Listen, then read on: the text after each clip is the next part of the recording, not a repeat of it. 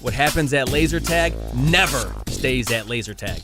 Laser Unfocused Tag Talk. Laser Unfocused Tag Talk. I feel like you could be like in Ghostbusters or something. Oh my God, you have got some stories. Let's talk about laser tag. Who knew you were a laser tag legend? Time to get laser unfocused. Tag Talk with Tivia. Welcome to Laser Unfocused Tag Talk. Hi, I'm Tivia. Today we get a unique perspective on LASERTRON from Brad Paquin, who is ready to share his personal advice and experience. So I'd like to welcome Brad Paquin to join me now for some Laser Unfocused Tag Talk. Hi, Brad. How are you? Good. How are you doing? Excellent. So maybe we can start by just a little introduction. And I wonder if you can tell me a little bit about yourself, your laser tag background, and kind of what brought you to laser tag. Yeah, absolutely. I have been playing video games my entire life. And that's sort of just cascaded into current hobbies, video games, game development with LASERTRON, all that kind of stuff. Initially started playing laser tag there way back in middle school, 2006-ish. Went for like a field trip one night, ended up absolutely loving it. Been going ever since. Applied there to work prior to going to college. Didn't get it for that summer, so I was just like, nah, it's fine. Went to study forensics in school. Worked in DNA lab for a little bit, but prior to that and after college, went back to see if I could work there again. Knew a handful of people there, not a ton. But then, got the job there, worked there that summer. Absolutely loved it. Sort of started with as a referee, played during their special ops nights, doing the different game formats and, playing the game in a handful of different ways. And then went to work in the DNA lab. That didn't work out so great. Came back a year later and then just started working my way up through managerial, all the way up to assistant general manager. Until recently, I've now moved on to Thermo Fisher Scientific, and I am a customer excellence representative there. But still dabble a little bit with helping set up the games in the arena, or if they're rolling new features out. I go and help it every now and then to try and get some stuff up and running. Well, very good. So is LASERTRON the only laser tag you play, or have you dabbled in any other systems? That's all I've played for the most part. I believe there at one point there was a skate land out here somewhere in Buffalo area. Had like the barcode scanners and the headphones. I don't know. Okay, cool. Yep. I was like, if anybody knew, I'm sure it would be you. But yeah, I haven't played in too many. Cassidy's been trying to get me to go to Syracuse to do, I believe it's Force out there. Laser Force. I have sort of looked into different systems. I'm very intrigued to play other ones, but just never had the time to do so until as of late. So. All right. Well, then we're going to zero in on your expertise in LASERTRON specifically. Sure. But everybody has a code name. So let's start with, what's your code name and what does it represent to you? My code name is Cryonos. It was something that I came up with a while ago. I initially wanted Kronos for Deity of Time, but that was taken at the time. So I was like, okay, like cryo something, cryo core or something along those lines. And then that was taken. So I was like, all right, just throw the two together. And I'm like, it loosely translates to freezing time. Why not? So that's where that came from. And it's stuck ever since. Very good. And with all of these years, both being a player and an employee, I wonder, what is your biggest claim to fame in LASERTRON? Probably it was more of as an employee. I didn't get to do too much as a player per se, with the battle royale that they're currently running. Way back pre-COVID, when battle royale started taking off, like Fortnite just released its battle royale in like summer 2019. I went to Jim, the owner, and I was like, hey, you've got this game format in the system that's really close to these battle royales. If you add in 2 or 3 different settings, you've got a battle royale. And you can start running that because they're like on the rise and like you should get on this train as soon as you can. And it kind of just like it was an email that got sent out, and it was one of the many that he gets daily. So it was kind of like, all right, idea. We'll put that on the back burner.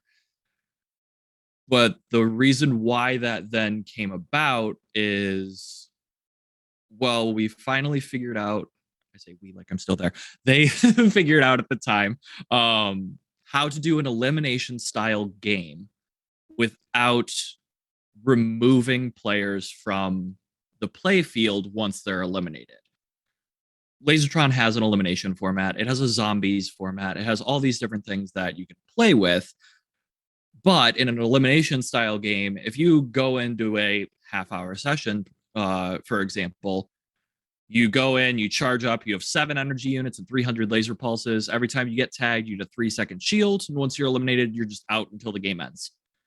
Well, if you marketed a half-hour game time and you paid for that, but you're playing elimination and you only get 5 or 6 minutes of viable playtime because you're not the best player in the world, that doesn't really work. People enjoy the game. Some people really enjoy elimination, and that's great, but it's not for everybody. So how do you market that while still being able to play that type of game? Well, zombies, whenever you get eliminated, you turn from the green human player to a red zombie, and then you can go and recharge as many times as necessary. Well, I took that base game and I was like, hey, if you add there are no zombies at the start of the game, everybody can tag each other, and you have like a 10-second shield at the start of the game to get away from people, you got a battle royale. And then developed the entirety of what the battle royale is today, because I initially stated, hey, you can take eliminated players and let them keep playing the game. And then that's what sparked, okay, it's storm players. You get eliminated, you turn purple, you continue your playing. So that idea of the storm players is what I would like to say my claim to fame is, because that's what then sparked the battle royale, which allowed LASERTRON to be open during the pandemic, which many places were just not able to do. So we could say social distancing is built into this game because you're starting at your own sector. We already had our 5-foot rule, so let's make it 6 and go from there. But that game format then allowed us to continue to operate throughout that. Now, I played in a couple of those battle royale tournaments, and so I understand the terminology you're talking about. But when you say storm players, just to not confuse that with laser storm players, could you explain for somebody who hasn't played LASERTRON or hasn't played battle royale, could you just explain the mechanics of a battle royale game? Yeah, absolutely. So everybody, when they walk into the arena, their pack assigns them to a sector. If you are playing a squad game, which you can have up to 4 players in your squad, your entire squad goes to the same sector or recharger in order to start the game. Once everybody's at their sectors or close to it, the game will give a 3-second countdown. Your pack lights up and charges green. When you recharge, you get something like 300 laser pulses and 65 energy units, something along those lines. And your goal is for your squad to be the last team standing. You do that simply by tagging every other player that you see in the arena. Simple as that. General concept's easy. Once you get eliminated by either running out of your energy units, or if the tag clock on the back of your timer reaches 0 seconds, you have a timer that's constantly counting down, you reset it by tagging another player. If it hits 0 or if you run out of energy units, your pack will turn purple and you get deactivated essentially as a green player, but you become a storm player. And they call that purple storm, correct? Correct. The purple storm can then recharge at any of the purple sectors in the arena. And as the game goes on, more and more of those purple sectors turn on. So they have more places to recharge at. Sort of starts at the outside of the arena and moves toward the center, similar to how other battle royales do it, where it closes down the playable area of the arena. The only difference is with the storm players, the purple storm, they're able to kind of enact their vengeance. They're out of the running for the sole survivor, or the last green team standing. But if you got eliminated and you've got a squad with you, you can go tag all the other green players to try and get your squad the win still. So you can still contribute to the game and still actually play. I think that's a really interesting element to it. And I've heard from several players that there's a little bit of prestige in being the top storm even though you've been eliminated. So where do you find the prestige in that? There is actually an accolade at the end of the round that you play in where, you get your sole surviving squad and the players' vests light up and flash and say you're the sole survivor. But then the top storm player, which is the person of the purple storm that has the most player tags as a storm player, they get an accolade that says you are the top storm player. And their vest does the same thing. It glows, it flashes, all that kind of stuff. And it gets put up on all the displays in the arena. So, they contributed and they, could have been just as dangerous as the top green players out there. I personally go and play as Storm myself because whenever I walk into that arena, half the people in there know me, so I don't stand a very good chance at becoming the sole survivor. So I'm just like, yeah, I'll go for the purple Storm. That's fine. Are there arenas outside of Buffalo and Rochester that are using this Battle Royale as a tournament format? I'm not 100% certain on that. I know that the system does have it built in. I'm not 100% certain of other locations that are doing it as a tournament, though. Okay. In the course of your time as a LASERTRON player, did you ever experience other tournament formats? I was able to participate in the last, I believe it was the World Championships tournament that LASERTRON held, which was between the Buffalo location and the the arena out at Circle C Ranch that uses the same system, but a bit, or I believe it's a 10.5 system that they use. Okay, and I'm going to ask you to tell me a little bit more about this because I have heard stories and I haven't played. Well, actually, I have played it at the ranch, but I didn't play in this particular event. But is this the same event that I hear that there were teams from Rochester and Buffalo doing a challenge, or is this something else? And maybe could you put a timeline to it? Similar. This was, oh boy, I want to say it was 2012 or 2013. One of those two. I can't remember exactly which summer it was, but it was a 3-day event where it was teams of 8 to 10 players. The first day was at Buffalo, and there were various game formats that were played, including elimination, a 4-team free-for-all. There was a classic team-based game. They didn't have all of the updated sectors and everything at the time, I don't believe. And there were a couple of other like tournament-style games where they did like one-on-ones and games similar to that. That was day 1. Day 2 was out in Delavan. That's where that is. And that was using the 10.5 system, and it was more of free-for-all with shields, and it was just highest team score at the end wins. So it was a lot of like one-on-one, what was called dog fights at the time, which essentially was just you and another person constantly leaning over one another to try and tag sensors before, like when your shields came down, similar time when there were, and also trying not to get tagged in that real quick time frame. And it was just a whole bunch of scraps, just small areas around the arena where people were doing one-on-one fights with that. And then like the rest of the day out there was whatever the camp had to offer, the horseback riding, the pool, like all that kind of stuff. And then day 3 was like the finals back out in Buffalo and just a couple of like final games that were going on. I was an alternate that went in and played during that tournament, so I didn't really get to like put my whole team together and like come up with strategies. I was just kind of there, and I was like, I'm gonna fill in for whatever I can and just go.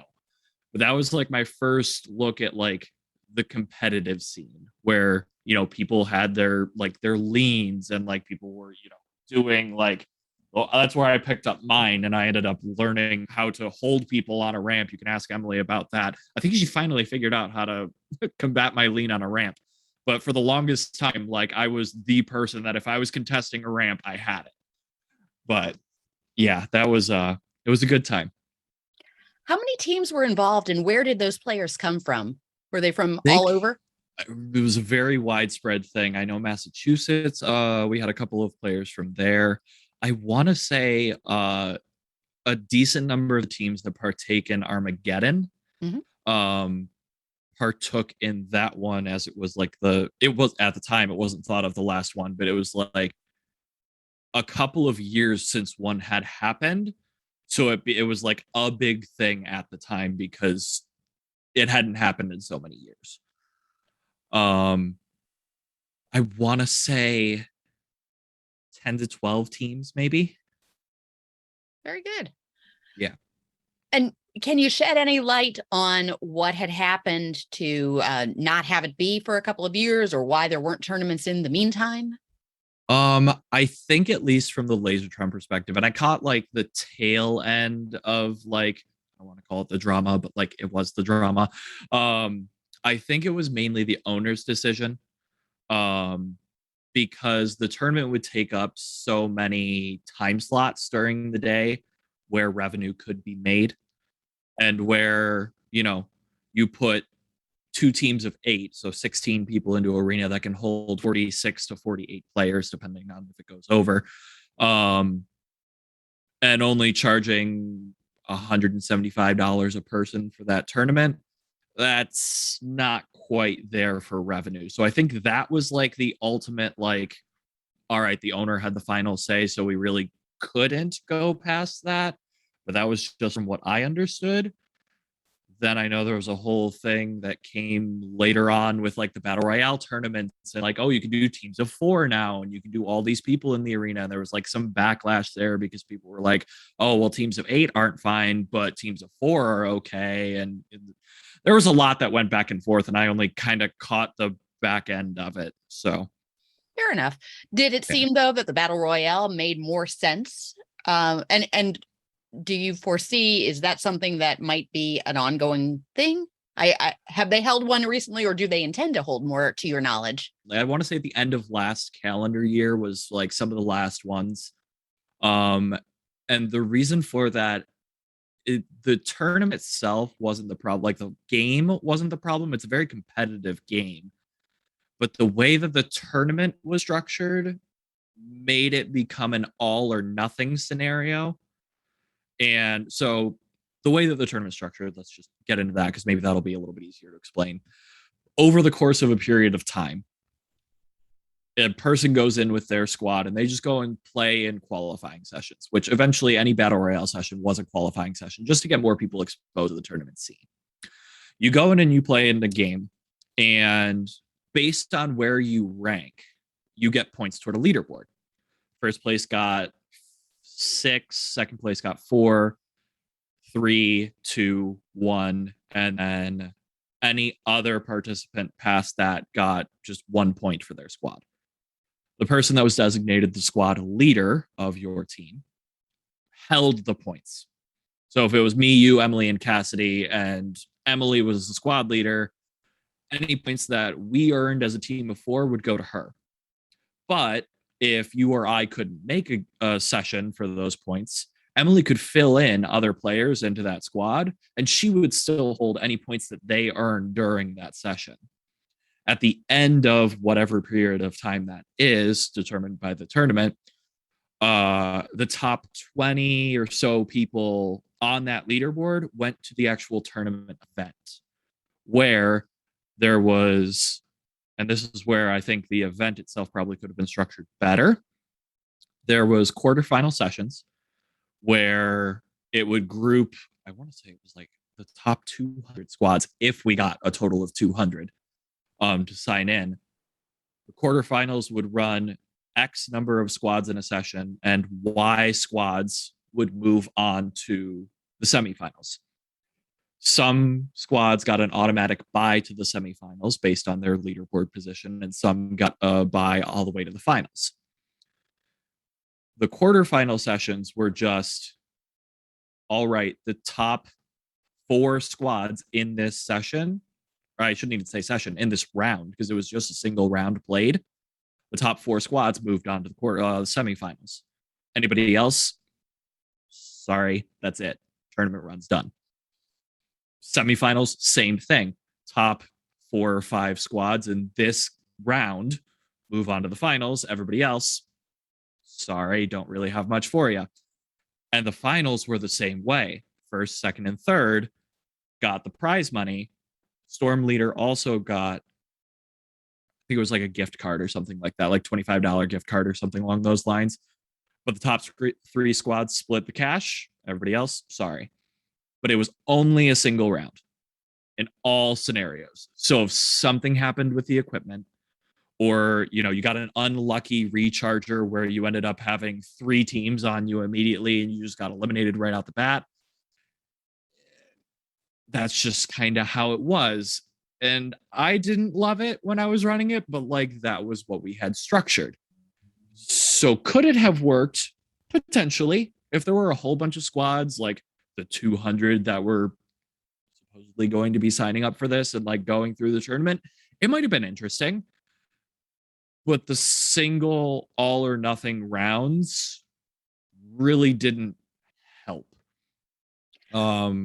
I understand exactly what you're saying with that, because from my own personal experience with it, I believe I played in 3 of the tournaments. And the very first one, I was adopted onto a team that already had the bye into finals.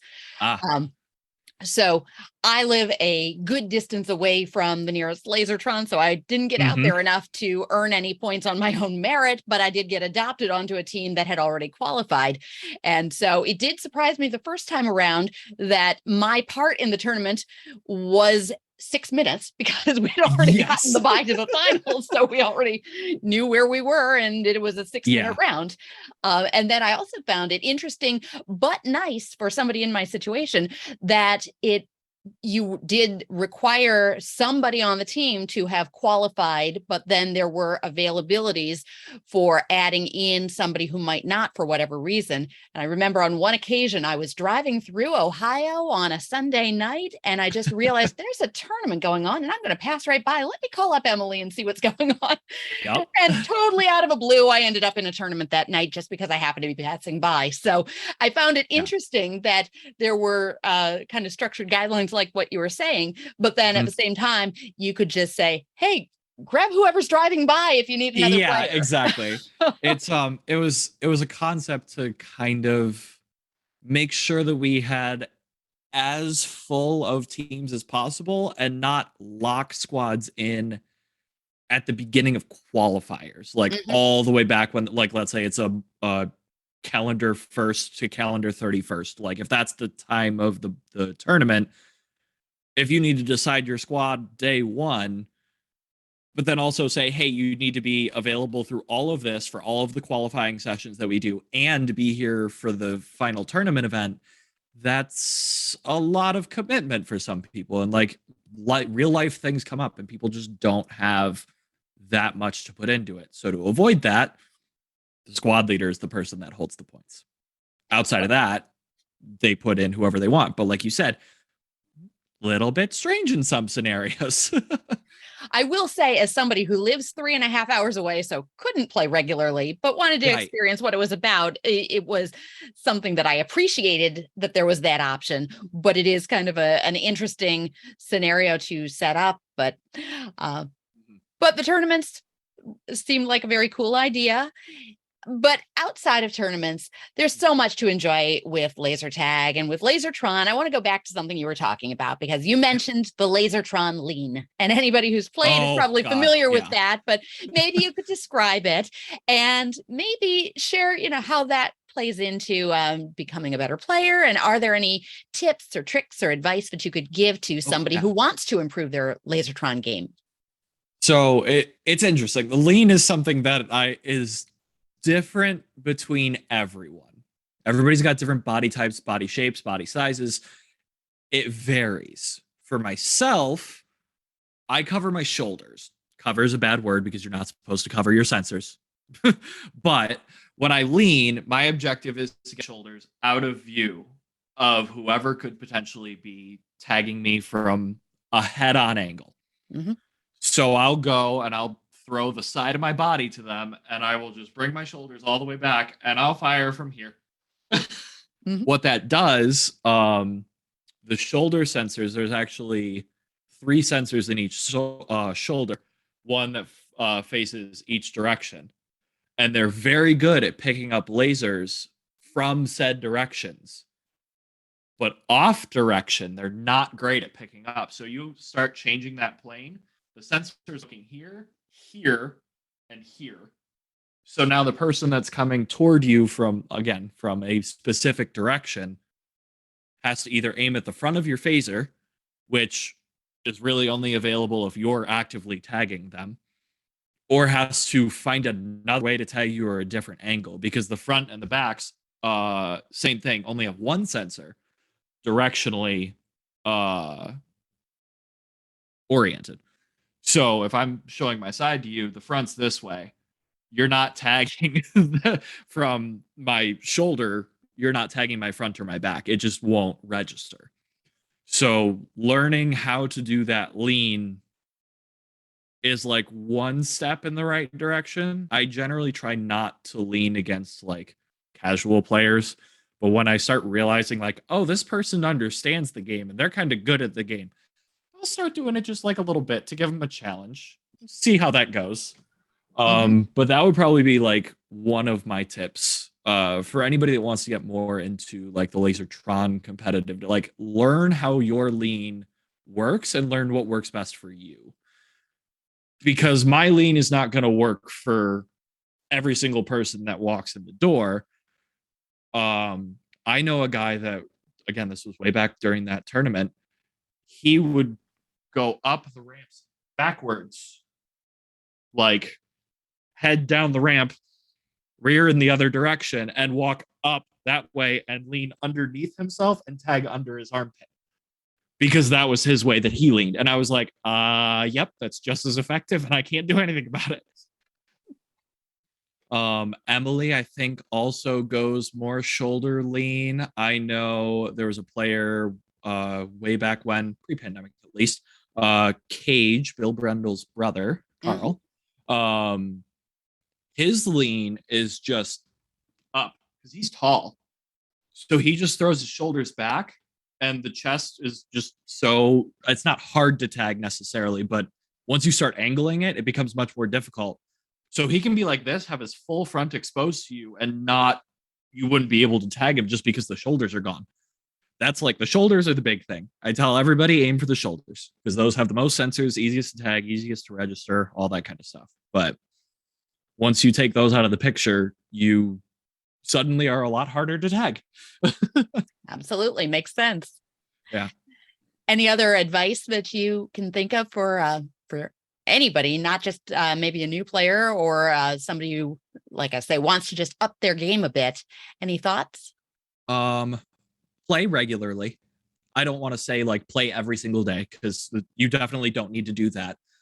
But go in once a week, once every other week, once a month is still enough to like keep the quote unquote muscle memory there, especially for leans, all that kind of stuff. Learn how to use the phaser. I mean that in the nicest way possible. Some people just struggle with it, and that's fine.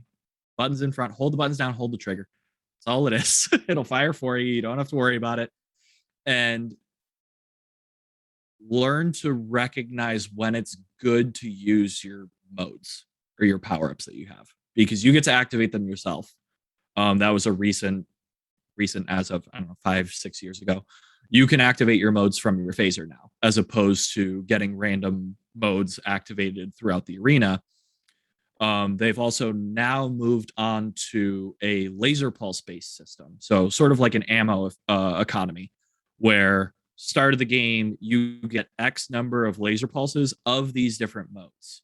You can switch into and out of them at will. So if you want to go into hyperfire, fire twice as fast for 30 of your laser pulses, realize that there's nobody around anymore, switch out of that into bonus mode, go immediately to the base and start tagging it for triple points, switch back out of bonus mode, switch into spy because there's an enemy nearby. You can do all of that at the same time frame.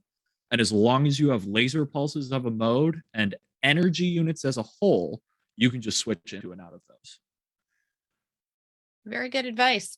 And I think that the whole modes and chips thing has kind of evolved over time. Am I right with that? Oh yeah, and it's only becoming more so with the battle royale.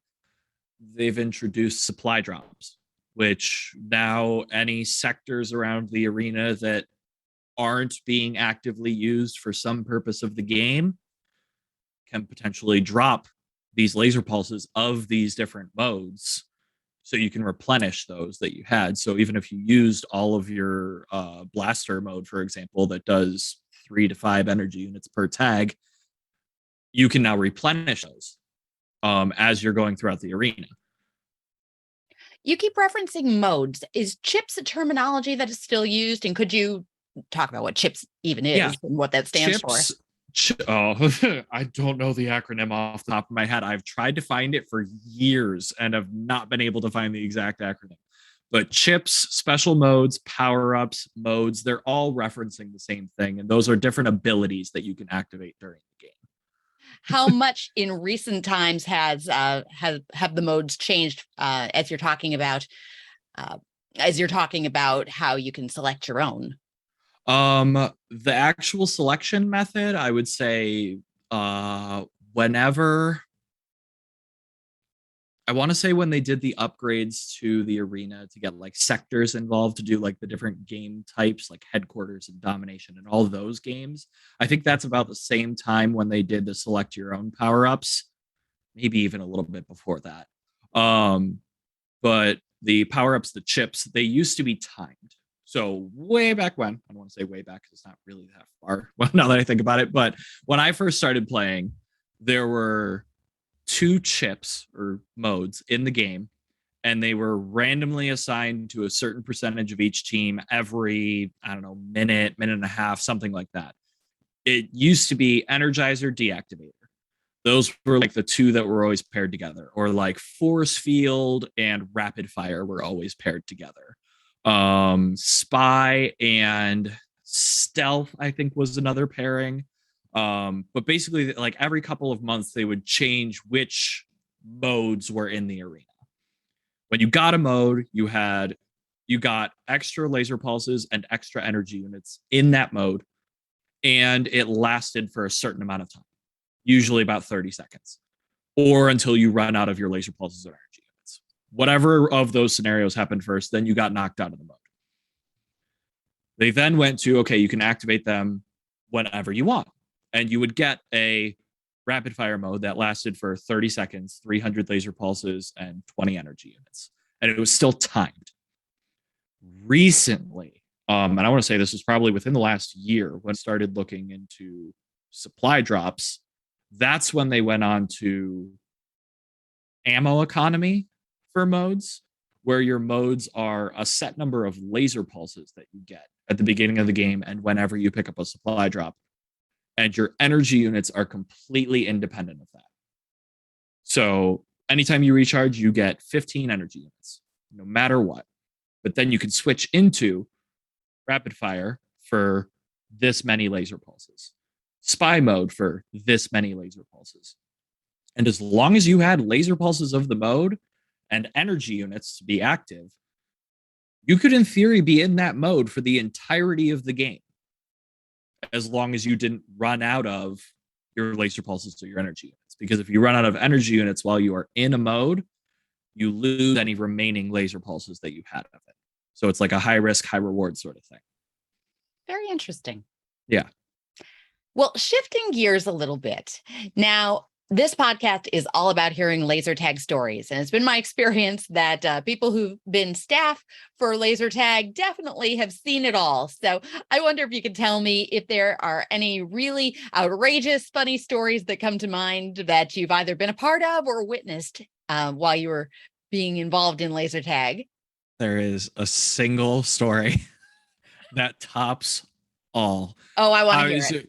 There are the stories of like people that get mad over things. There are people that get like super excited about things. And like, there are a handful of times where it was like, oh, I helped a person understand the game a little bit better. And then afterwards they were like, oh my God, that was amazing. I had no idea what was going on. Like those little things are what you live for. But this one just tops the cake. So round one of like team base, classic laser tag, tag the bases, get the points, that sort of thing. Round ends. Guy on the red team comes up to me and he's like, there's a guy on the other team wearing his pack inside out. And I'm like, what? I don't know how much you know about like the LASERTRON vests, but they are somewhat rigid in the way that they are. It's not exactly an easy thing to just like flip the other way and then buckle. Right. So I'm like, all right, maybe this guy's just seeing things. I don't know. We'll go take a look. Round two starts. I'm walking around on the green side. Can't find anything. I'm like, this shouldn't be that hard to find a person with their pack on inside out. I'm like walking around and I'm like, I don't see anything. Round ends and I just wait at the recharges to see what's going on. And this guy walks back. His vest, he is currently wearing, now it's a vest, it goes over your head and you buckle the sides. Mm-hmm. Pretty self-explanatory. This guy's got his pack with the front sensor on his right hip, the back sensor on his left hip, and the shoulders up and down his spine buckled around the front of him. And I'm like, sir, no, that's not how you wear that. I'm like, I've been known as the type of person at LASERTRON, like there's the professional like customer service that you do, but I play laser tag. I get into it, poke fun at people every now and then. Like I'm not there to be prim and proper. I'm there to make sure people have a good time. Mm-hmm. So I just go up to, I'm like, no.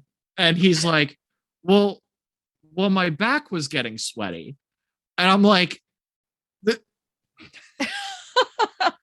that's yes, that does happen. You're right. I can't fault you. You're not incorrect in this statement. But that's not how you wear that. And he's like, oh. And at that point, I lost it. I turned around and I went out to Matt, who's now GM, but one of the managers at the time. I'm like, you need another person in there. I can't deal with that right now. I'm like dying laughing. Like, I just need a couple minutes. I'll be back. It's just, oh, that one is great. That will always and forever be like the top thing that I have witnessed in that arena. Oh, it was so good. Well, it takes all. Uh-huh. Yep, it certainly does. Okay, so that's your top story. Anything else kind of funny or outrageous over the years come to mind? Or maybe something totally absurd? Like, I know laser tag players are known for their trash talk. Maybe somebody has said something really absurd, or what's the most absurd thing you've heard or maybe had to retort back to somebody?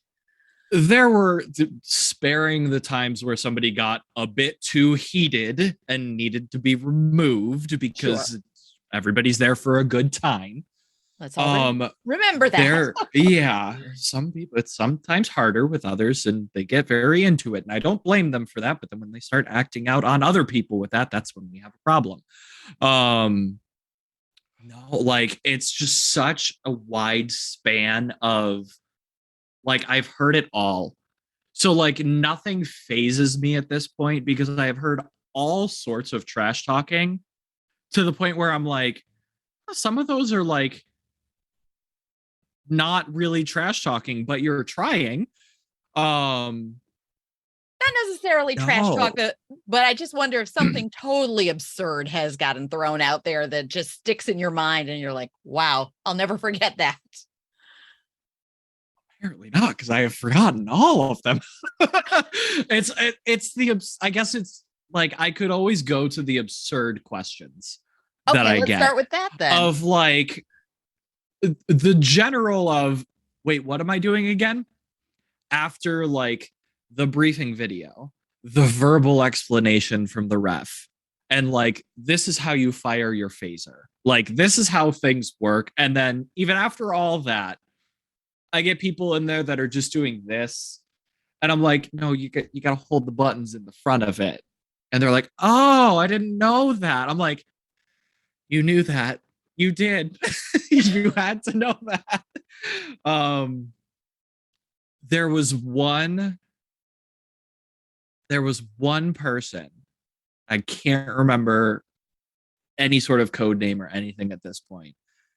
But I do remember that every time he went into the arena, he would always go like try to get his whole team to rally around him with like spy mode and rapid fire and all this kind of stuff. But then just go to the other team and be like, shh, I'm in spy mode. And just like, I'm like, that defeats the, that's not the point. But just like it's a whole bunch of small things that like, it's absolutely people just getting caught up in the game or people like not realizing something was part of it. I had one person that was standing over at like the opposite recharger that they were supposed to be at, not knowing why they couldn't recharge. And I'm like, the rest is red.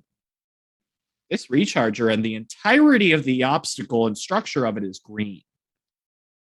Let's put 2 and 2 together. Or just like things like that, where it's just like the not all cognizant moment of, oh, yeah, that makes sense. Oh, well, we've all had those moments. Oh, yes. Myself included. But those are some great stories. And those are the memories that you take with you wherever you go in life. You'll always remember this story from way back in the day at laser tag. Oh, yeah, absolutely. That fast, I will never forget. It's just one of those things. Well, it sounds like you certainly took away some interesting experiences. Did you ever take away some tag swag? Like, do you have a collection of laser tag at all? I would not necessarily call it a collection, but just the various memorabilia that I've had from working there. I've got sitting here at this computer. I've got a laser tag card. They are all over my house. I've got a handful of pens. I've got all the polos. I still have my name tag, like all this sort of stuff, like just as an employee there that you just pick up over the years. You walk out with a random pencil or something like that in your pocket. And you're like, oh, well, this is here now. And I don't necessarily collect anything, but I have a collection. Gotcha. Very cool. Yeah. Well, it's been very cool to hear some of these stories from in the trenches at LASERTRON. And I'd love to wrap up with a little bit of rapid fire tag talk, where I fire some questions at you real fast and you fire your answers right back. You game Sure. for it? I'm down.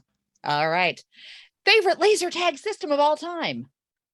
LASERTRON, probably. I knew you'd say that. Haven't gotten to experience many. Oh, favorite arena?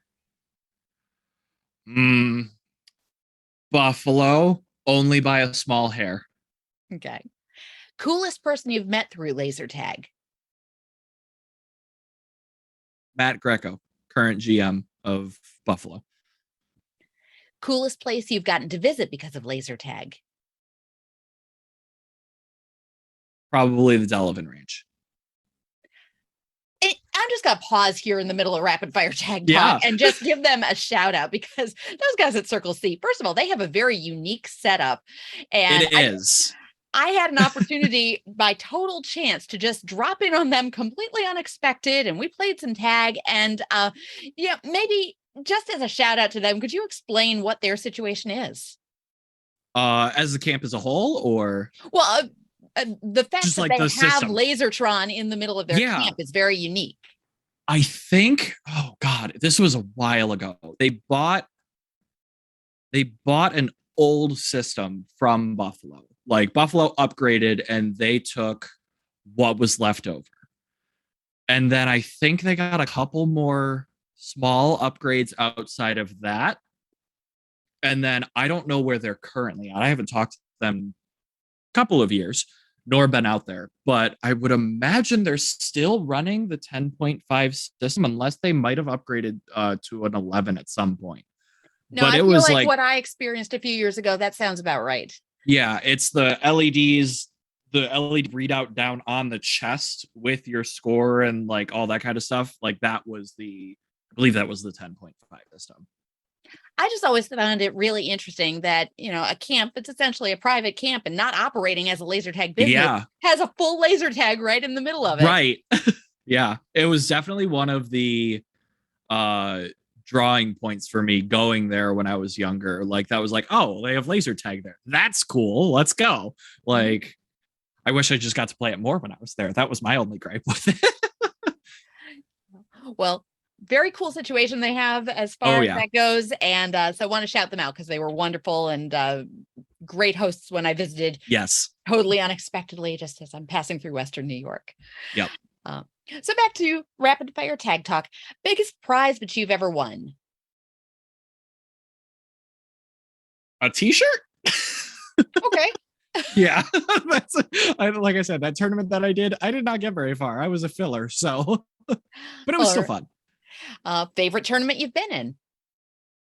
Probably that one, because that's been my only one. I do want to try and get into Armageddon this coming year now that I have time to do so, but we'll see. Awesome. Shout out to Armageddon too. Definitely a great place to get into all different systems of laser tag. And we'll wrap up with the most important one. Favorite snack at the concession stand? Oh, toss up between the mozzarella sticks or a soft pretzel with marinara. Oh, I love a soft pretzel, although I've got to say the gelato was really good too. Oh God, Rochester. Yes. If we're going there, 100% the gelato. No question. Excellent. Well, thank you so much for taking some time to talk with me. That's Brad Paquin joining me today for some Laser Unfocused Tag Talk. Thank you, Brad. Yep, absolutely. Anytime. Thanks for checking out this episode of Laser Unfocused Tag Talk. Listen for more episodes on the first and third Friday of each month. Want to be a guest on an upcoming episode? Find out more and follow my blog and website at TiviaChickLovesLaserTag.com.